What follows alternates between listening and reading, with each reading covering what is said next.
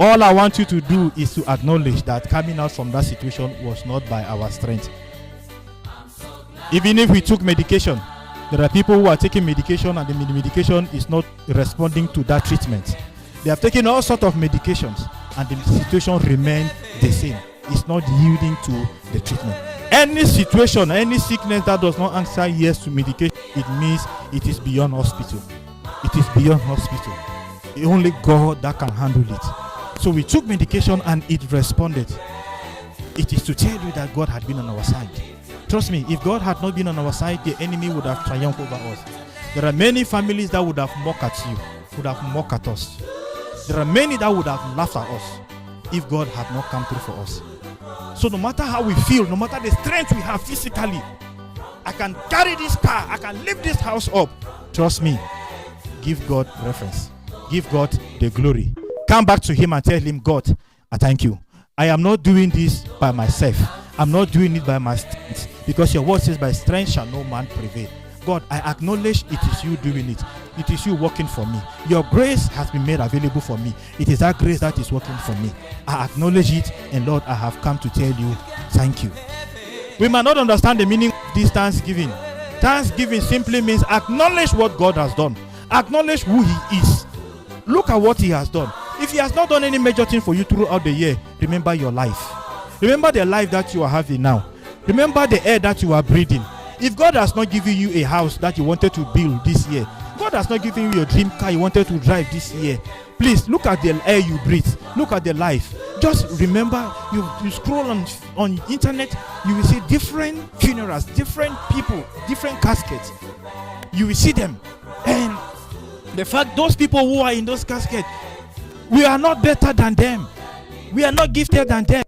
There are many who have billions, trillions. I was so the world was like, people were like, when the world finally discovered that our billionaire Elon Musk is a Christian. And he said it, that the world needs to realize that it is only God who can solve the problem of mankind. He himself said it. You can imagine someone of that caliber who had been an atheist before and finally changed and said no. Truly, if you follow the principles of God, it will bring a great change and great impact in our world today. And I watched the fight of this great MMA fighter, John Jones. After his last fight, they interviewed him. He said, I thank God he talked about Jesus. And he said, it is by God's grace that it's a gift that he acknowledged that God gave him. It is not his own. And he said he is proud to be an American Christian. He is proud. So the world, it's like things are shifting.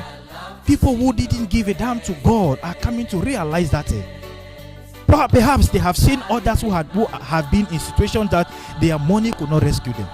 There are people who are in situations that the billions they have is bitter in their mouth. No matter the food you give them to eat is bitter.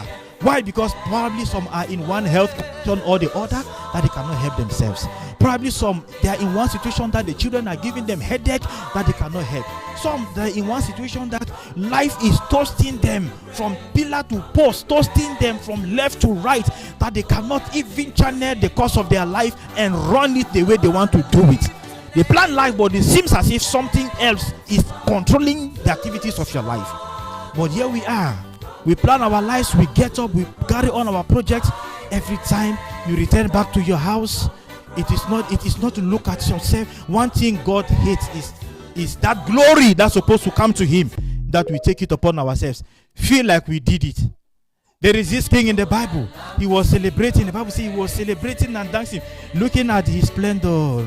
Nebuchadnezzar, looking at his splendor and celebrating, beating his chest. Look at what I have built.